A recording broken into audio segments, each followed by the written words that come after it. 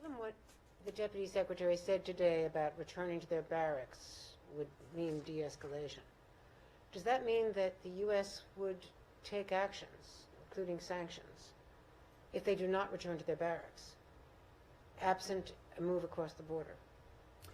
We've been very clear that if the Russians were to go forward with an invasion, they will face massive consequences. That's what constitutes aggression.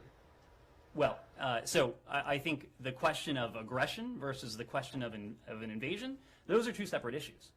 We will, and we have, and previous administrations have as well, seek to hold the Russians to account for their aggressive actions, whether vis-a-vis Ukraine, whether vis-a-vis any other realm. And this administration has done that. We did that in the first weeks in office, and we've done that since on issues as disparate as election interference, the use of chemical weapons.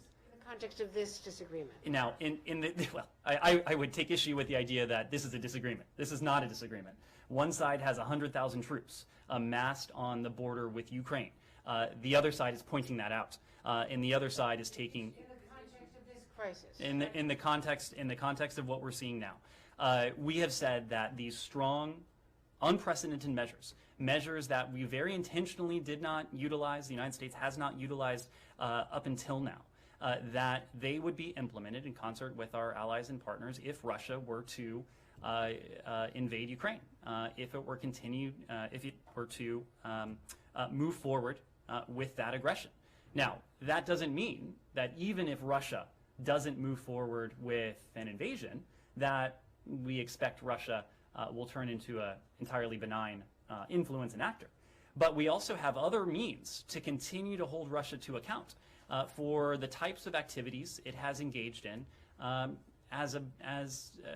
in recent years. But what we are talking about with these unprecedented strong measures that we would implement together with our allies and partners, would be in response to a Russian invasion.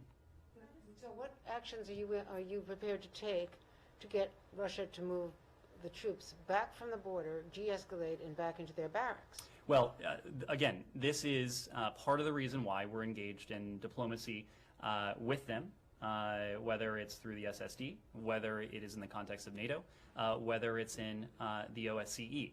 The only point I would emphasize here, and again, we're not going to put our entire playbook on the table for reasons that I'm sure are obvious, but the only point I would make here is that we aren't talking about concessions.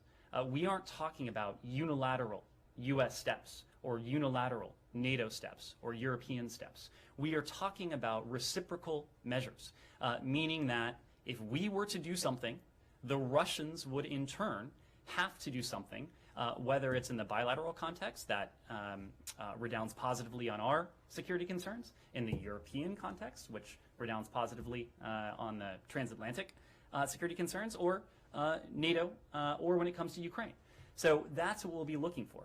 But again, that's the reason why we're engaged in this diplomacy, to test the proposition that there are fruitful areas where we can arrive at these mutual reciprocal steps that would address the various security concerns that have been put on the table.